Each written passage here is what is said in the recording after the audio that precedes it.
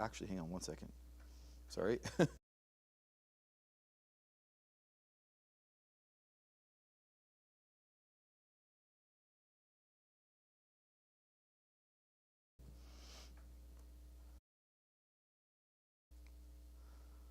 All right, well, good morning to you this morning. I'm so glad that you've joined us, and we're so excited to be going through and doing our book overviews. We are in the book of Ecclesiastes this morning, and I know that it'll be a blessing to you. I want you to consider for just a moment, and this will be largely what I'd like to, I was trying to think, what do I want to convey this morning as we're going over our book of Ecclesiastes. Of course, remember, it's in the poetic books. Remember where we are. I'll just say that real quickly. We're in the poetic books. I'll come back to that slide, Drew. We're found in that poetic book section 512. Remember what that stands for. That's how many books are in each category. We're in that first, we're in the middle 5, I should say, in the poetic books. That is going to include Job, Psalms, Proverbs, Ecclesiastes, Song of Solomon. Now what's fascinating about that is you'll notice that Solomon wrote most of Proverbs, which is wisdom literature, and he wrote Ecclesiastes and Song of Solomon. So 3 of those 5 were written by Solomon. I'm not sure how familiar you are with Proverbs and with Ecclesiastes, but I would just kind of remind you that those are very different books. One's very encouraging. One promotes life, and one promotes wisdom, and one promotes joy, and the other one kind of says there's really no point to any of this. Same guy wrote both. You say, how could that be? That will make sense to you by the end of this 30 minutes. I'm going to go back for just a moment and read this to you. The name of it is Ecclesiastes. Now, we're back to a very interesting name. Why is it interesting? We're back to an interesting name because this is a Greek word in the Hebrew Scriptures. Now, of course, that's not the name that you would find in the Hebrew Bible. Our English version is borrowing this from the Septuagint. Remember the LXX? When we talk about the LXX, we're talking about the Septuagint. Say, why is it LXX? Well, do you remember from grade school your Roman numerals? That says 70. L is 50, X is 10. 50, 10, 10. That's 70. It was historically 70 translators translated the Hebrew text into Greek. And so that became known as the 70 or the Septuagint. That means the 70. And so the Greek word for that is Ecclesiastes, or where we get our English word Ecclesiastes from. Now you might recognize this word because have you ever heard of anybody say when they're, maybe they're talking about theology and they say, let's talk about ecclesiology. I don't know if you've ever heard that term or not. Ecclesiology is usually a term that we would say it's the study of the church. Ecclesiology is the study of the church. You hear that ology at the end, study. And so this is the same root word that we get the word church from. Ecclesiastes, you hear the inflection in it, basically means a speaker before the church. Or we could say it this way, the speaker to the assembly is more accurately stated. If you know my background on the word church, I prefer the word congregation. But for the sake of everybody understanding what I'm saying, it's the speaker before the assembly. Now, very interestingly, this is from the Hebrew word koleth. Now, that may not be interesting to you until you remember that the word kahal is the sister word for ecclesia. The Hebrew word kahal is the sister word for ecclesia. You say, wow, Ken, this is so fun to be listening to this morning. This is boring. Okay, hang with me. Here's the punchline to the whole thing. Our English word church comes from ecclesia. And in your English Bible, you see that start in the New Testament. In the Old Testament, you don't see it. So people have concluded that, this is a new concept. But what you're missing is that in the Hebrew, the word kahal has been going on since the base of Mount Sinai. The assembly gathered together before Mount Sinai is the same word as church. So if they had been consistent, you say, well, why didn't the King James just do that?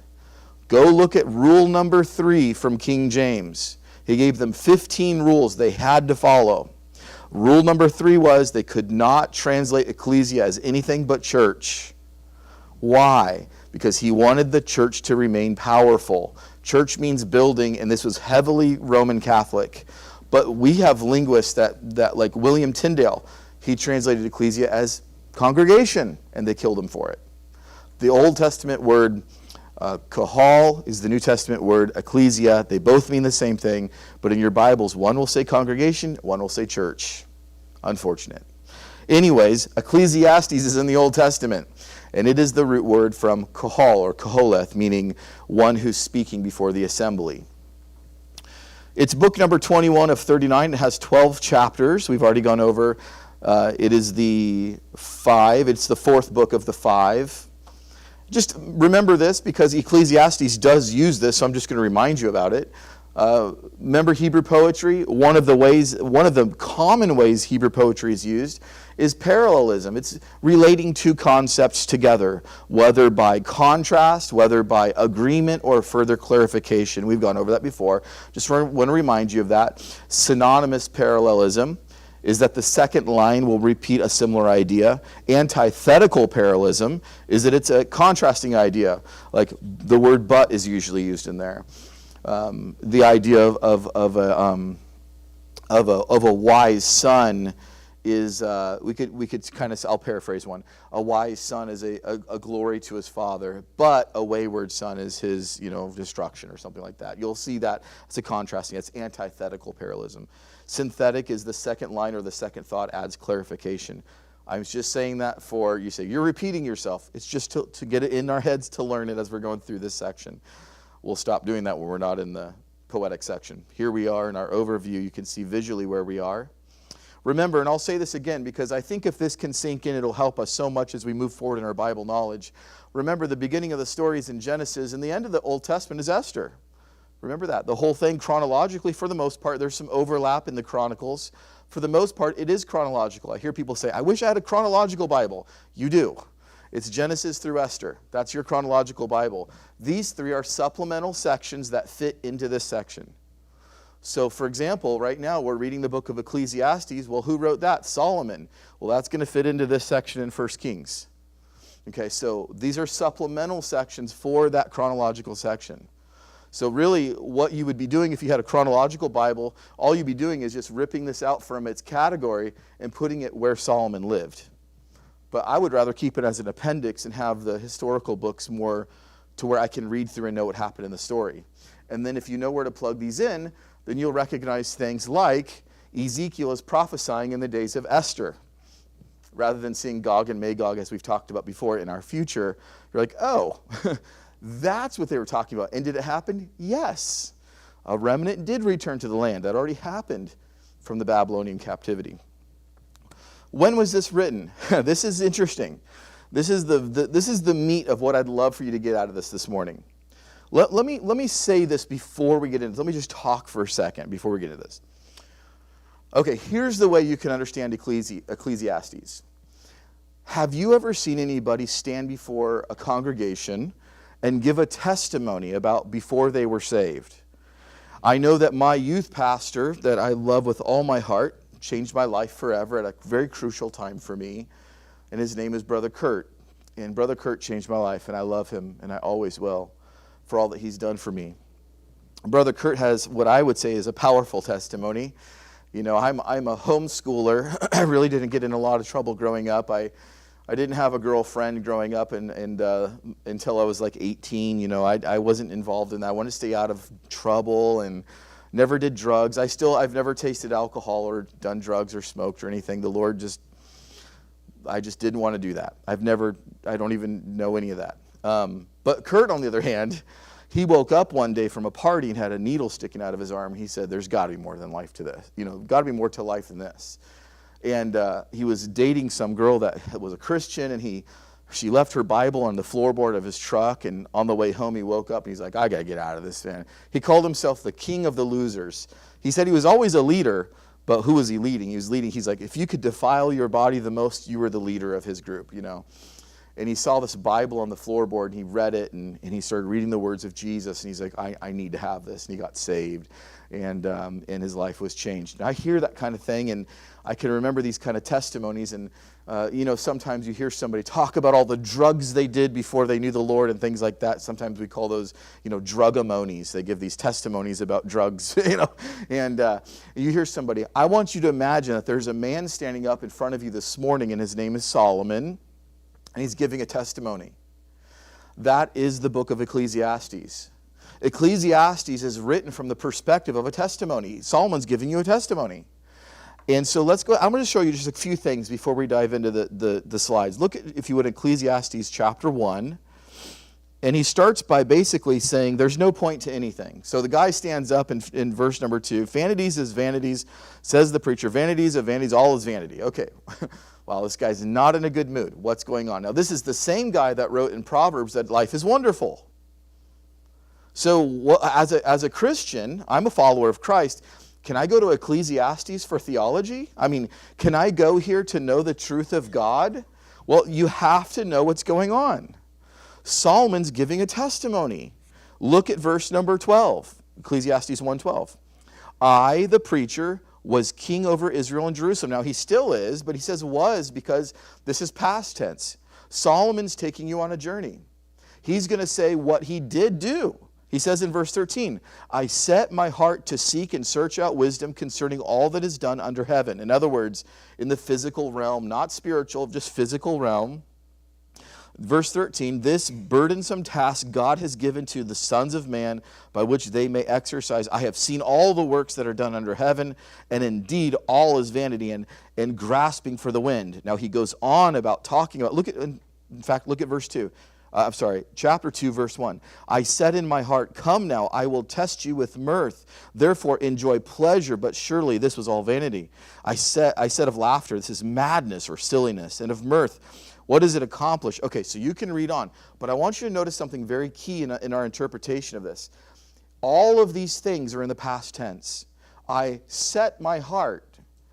I was seeking this, and this is what I found. This is a man standing before you that was on fire for God, as we say in the book of Proverbs. This is a man who loved life, loved wisdom in the book of Proverbs. And then somewhere along the way, now Solomon, keep in mind, Solomon died about 60 years old. So he's not one of those biblical figures that we see, and Solomon lived 600 years. No. We're talking a guy that probably died in his late 50s, more than likely. And he reigned in Israel for 40 of those years. Now, somewhere along the way, Solomon, as he told us in chapter 1, verse 12, he set his heart to figure some things out under heaven. That means in the worldly sense. And what did he do? He started bringing in for political leverage wives from all the nations of the world. Solomon was the most powerful person on the earth. Mixed on top of that, he was the wisest man on the earth. Mixed on top of that, he was the wealthiest man on the earth. So he is an experiment of mankind. And so Solomon decided he was going to start taking political wives. He took 700 wives from all over the world. And guess what they brought with them? All their idols with them. And so Solomon, here's another fascinating idea, just so you can get perspective in this book. I looked this up just this morning to make sure I didn't get this wrong. The word, when we capitalize Lord, capital L, capital O, R-D, and we said that's the Hebrew word Yahweh. That is the word Jehovah, Yahweh, same word. And that is the covenantal name of God for Israel. They'll know me by my name, Yahweh, right? So Lord is a personal name for him. Now Elohim is the word that it still means the same thing. It's still God, but it's not the covenantal name of God. It's the difference between Mr. Matey and Ken, right? Like if you know me, I'm Ken. I'm Kenny. That's what I was growing up. Some people call me that. And if I hear a phone call, hi, is this Mr. Matey? Or probably Mr. Matty. Nobody says that, right? But it's a generic name. This is business. It's a cold call. What are you selling? But if somebody goes, hey, what's up, Ken? That's different. And so the personal name of God is Yahweh, capital L-O-R-D. Did you know the word Lord, capital L-O-R-D, Yahweh, appears in Proverbs 85 times? Do you know how many times it appears in Ecclesiastes? How many times does Solomon call about the Lord or Jehovah in Ecclesiastes? The answer is goose egg. Absolutely none. He says God a lot. He says it, and that's the word Elohim. He uses a very generic name for the Lord. So it's still the same person, but one is very personal and one's not. This is a man who has gotten away from the Lord. This is a man who has taken in the idols from his wives. Not only did he have 700 wives, I mean, if sleeping with your wife is okay, then just keep marrying. I guess, is that okay? I mean, polygamy is a sin. But Solomon was trying to get around us the sin of adultery by simply making a legal marriage. Doesn't impress God. He knows the difference. And these 700 were not his wives. Now, interestingly, this is going to kind of paint the picture for Song of Solomon. Now, what's Song of Solomon about? Song of Solomon is about his undying love for who? His wife. Which one? Song of Solomon is like, I will die without you. I must have you. And we're going to get into this. Who is it? Well, you got 1,000 women to choose from. Not only did he have 700 wives, the Bible tells us he had princesses, which whatever that number that falls under, and also 300 what they call concubines, which is a very dark word if you look at it. Concubine is somebody you're using for pleasure. And I'll just say it this way. You can go look it up on your own, but really on the side of youth, which makes it really gross. Right? It's really perverted, really wicked. That's somebody you're just using to have more children with your name. They're second class to your wives. You already have 700 of those. So when Solomon says he set himself to seek after these worldly pleasures, he really did. So I want you to see Ecclesiastes is a testimony of life being viewed through the wisest, wealthiest man who ever lived, the most powerful man on the earth. It's his testimony of after he defected away from his personal relationship with the Lord. You say, well, where was he at before that? Read the book of Proverbs. So this is a contrast for us between Proverbs and Ecclesiastes. Now that I've said that, let me read this. So this time period was 937 BC that we read in Ecclesiastes. It's an older Solomon, and usually we get the older meaning wiser. In this case, he may be wiser, but he's not as right with the Lord. He's older in writing here as opposed to the younger Solomon who wrote most of Proverbs and Song of Solomon about 13 years earlier. He dies only 6 years after the writing of Ecclesiastes, and he was ruling for 40 of those years. Now, what's the general theme? The general theme is, like we've already outlined, Solomon has lived a life of extremism. I mean, that if I could boil Ecclesiastes down to one word, it's extremism. He was blessed beyond measure with wealth and wisdom, but then his sinning was egregious, more than almost anybody else. He had 700 wives, 300 concubines, second class tier. Can you imagine being a concubine? They're just to be used. Second class to a wife, and no one's hiding that. But you're happy because the king's paying you attention, and maybe that gives you a little bit of an edge among all the other paupers in the world. Sick. Solomon contemplates the emptiness. Key word in Ecclesiastes is vanity. Vanity means empty. So remember the song, You're So Vain? You probably think this song is about you. It means you're so empty. There's no substance to you, okay? There's an emptiness or a vanity of life outside of obeying God and keeping his commandments. Except for in 12:13. We'll get there in a moment. But the younger Solomon, prior to giving into all this idolatry and adultery, was much more exuberant about life. If you read Proverbs, you're excited about life. You see children as a blessing, and you see your wife as a blessing. And oh my goodness, even in that collection of Proverbs, the Lord in his wisdom even had King Lemuel talk about the Proverbs 31 wife and like the portrait of a biblical wife and the health that we see in Proverbs and Ecclesiastes is just like, throw that caution to the wind and have 1,000 of them. Who cares? Whatever makes you happy. The older Solomon is pessimistic. Older Solomon sees the glass as half full. Should you get your theology from Ecclesiastes? That's the question. Well, as long as we know the framework of Ecclesiastes, we're going to navigate it just fine. It's a man standing before you telling his testimony. He's telling about the truth of life apart from God. This is how an ungodly person sees life, and that's the truth of the matter. But you, as a Spirit-filled Christian, should not see life as Solomon did in Ecclesiastes. Do you see the point? It is truth, as long as you know it's framed in the idea of this is the truth of someone who defects away from the Lord. This is the truth of a godless person. Life is meaningless to them. Is it to you? I hope not, because you have the Spirit of God in you. Do you see the truth of that?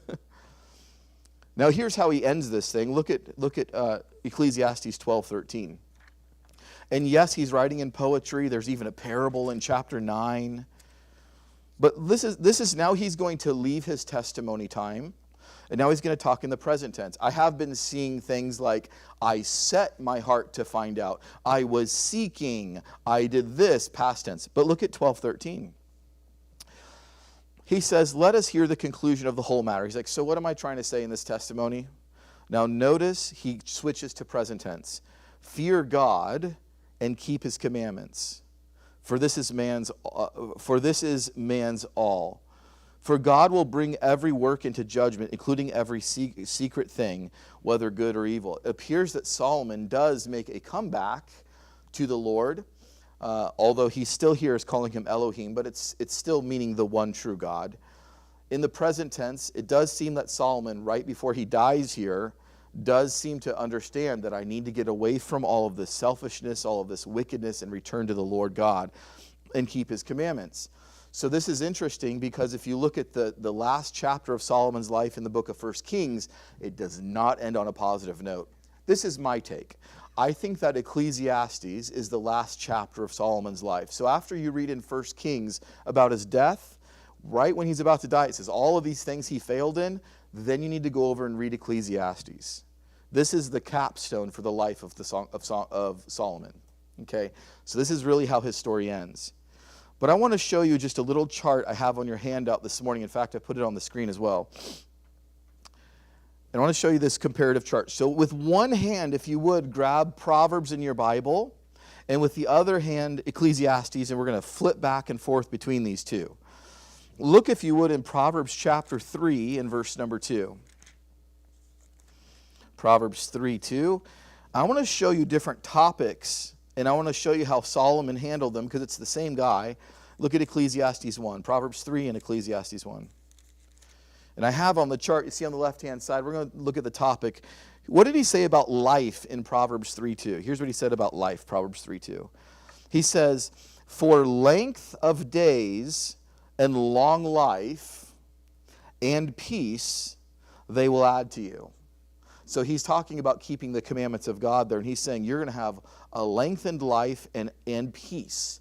Good things. These are supposed to be positive things. We shouldn't read that and go, oh no, long life and peace. No, these are good things. Long life is good here. In context, long life is a good thing. But look over, if you would, at Ecclesiastes chapter 1 and verse 2. Vanity of vanities, says the preacher. Vanity of vanity. All is vanity. That's the same guy writing both. That's interesting, isn't it? One guy says, what's the point of life? I don't even want to keep on living. I mean, this is Eeyore to the max, you know. This is just, gotta go find my tail. You know, it's just Eeyore. Just, man, dude, you really need a pep talk here. Let's look at hard work. Proverbs chapter 14. Proverbs chapter 14 and verse number 23. Same guy, Proverbs 14 and verse 23. This is what he said about hard work. He says, in all labor there is profit, but idle chatter leads only to poverty. What good advice. You work hard. I can't remember, was it Ty Cobb who originally said this, or at least he's credited with it. He said, the harder I work, the luckier I get. You ever heard that phrase? What he's saying is it's not luck at all, right?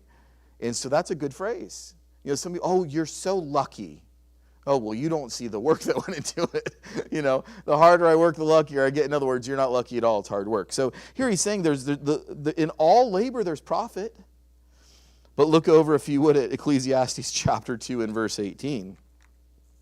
The same guy away from God says this: "Then I hated all my labor in which I had toiled under the sun, because I must leave it to the man who will come after me." Same guy. That's the portrait of a guy who's gotten away from the Lord. That's interesting, isn't it? Look at the next topic. Look at godliness. Proverbs chapter 11, verse 17. Proverbs 11:17. Solomon, speaking of godliness, says this. He says, "The merciful man does good for his own soul, but he who is cruel troubles his own flesh." Be merciful. Be filled with mercy towards others. Remember what the difference is between mercy and grace? Sometimes we use them interchangeably, but they're different. Remember, mercy is not getting what you do deserve. Grace is getting what you don't deserve. So being merciful to others means that you do not return their transgression against you with swift judgment and maximize penalties. Mercy and exercising mercy in your life is saying to somebody, you've hurt me, you've crossed me, and I'm going to return that with love and kindness. That's exercising mercy. And so he says in Proverbs 11:17, the merciful man, the one who exercises this, does good for his own soul. I thought you were saying mercy is how we treat others. It is how we treat others. And you know who benefits from that? You do. You're better off for that. This godliness is good for my own soul, but the one who is cruel, in other words, not godly, it's troubling yourself. You think you're getting them back, but really you're hurting yourself. Now, what does he say about godliness in Ecclesiastes 2:6? Ecclesiastes 2:6. He says this. He says, that's not what I wanted. It must be 2:16. Thank you. I appreciate that. He says this. He says, "Oh, you want to be godly? For there is no more remembrance of the wise than of the fool forever. Since all that now is will be forgotten in the days to come. And how does a wise man die? As the fool." He's saying there's no difference between a wise person and a fool person. They both die, don't they?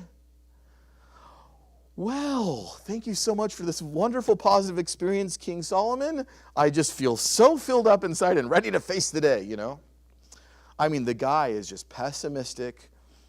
He doesn't care about life. Same author of these two. Look what he says about inner peace. Proverbs chapter 15, verse 15. See, the book of Ecclesiastes is a testimony. It is a contrast between somebody who's on fire for the Lord and filled with joy and one who's deflected away from the faith. 15:15, Proverbs 15:15 says this: "All the days of the afflicted are evil, but he who is of a merry heart has a continual feast." You know what he's saying? He's saying in Proverbs that if you're right with the Lord, if you have the joy of the Lord in your life, your circumstances may be trash, but you yourself, he says it this way, will have a merry heart, has a continual feast. In other words, no one can touch your inner peace unless you let them do that. The godly person can be right with the Lord and enjoy life no matter the circumstances.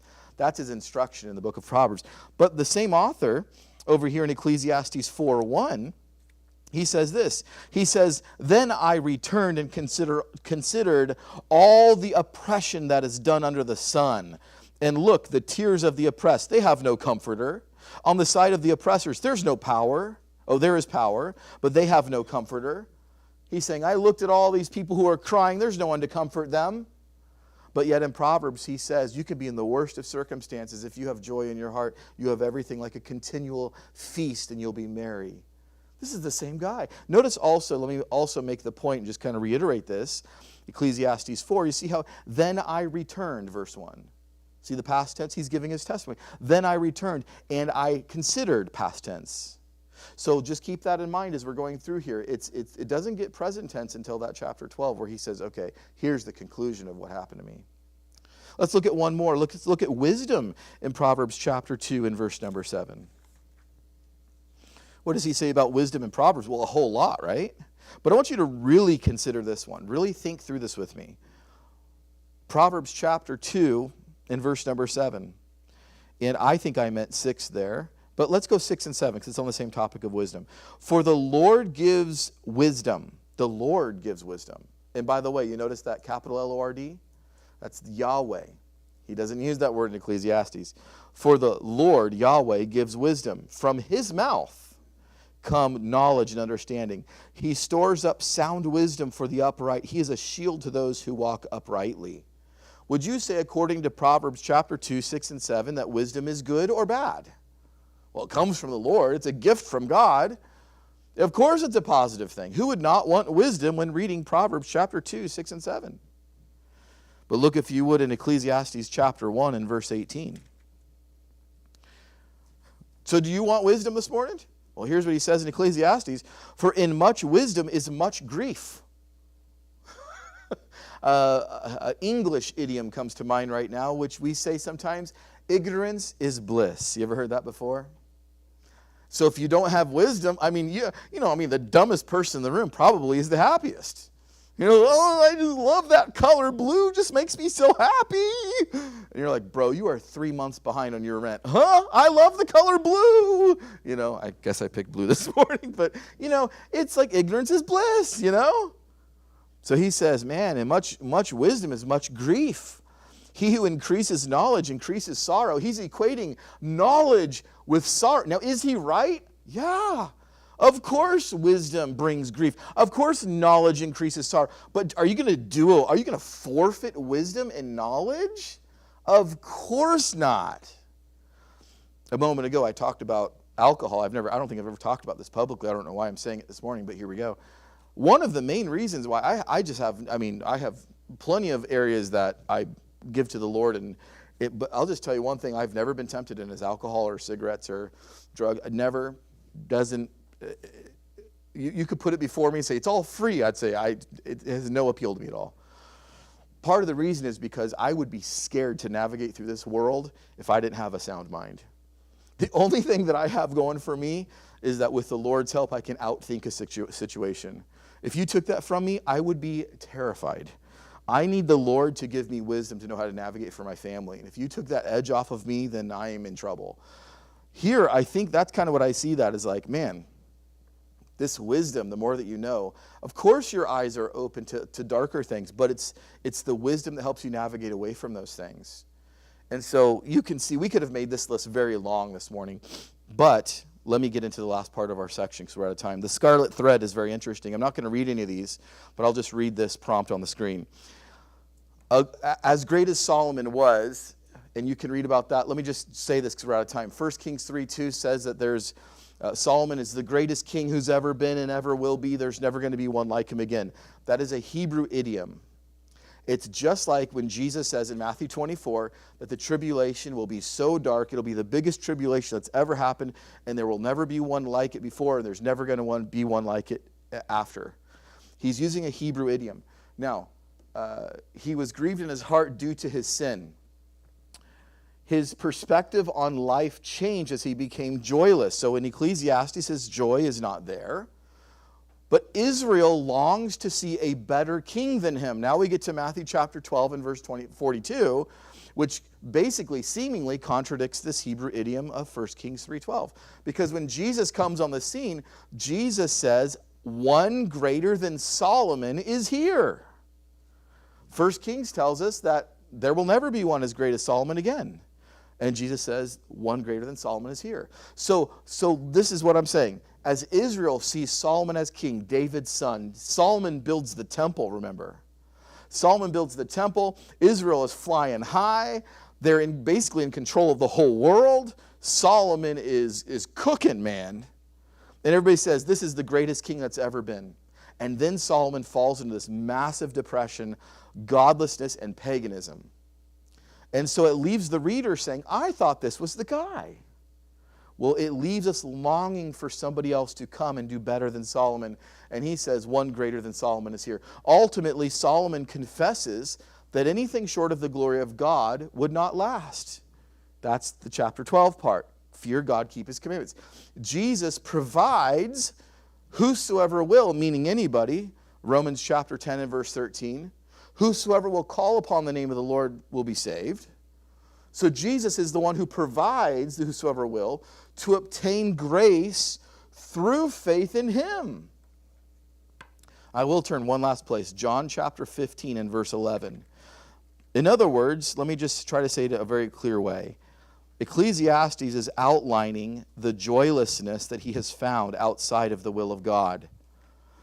In the person of Jesus Christ, John chapter 15, verse 11, Jesus says these words. He says, "These things I have spoken to you, that my joy," whose joy? Jesus' joy. "That my joy will remain in you, and that your joy may be full." See, Jesus is the manifestation of the will of God. Jesus is the manifestation of the presence of God. Paul said, "Let this mind be in you, which was also in Christ Jesus." You want to know how God thinks? Learn how Jesus thinks. You want to understand how God views the world? Get your nose in the book and study about the will of God through his written word. Jesus came to be that person that would fulfill the joy that God intended for your life to have.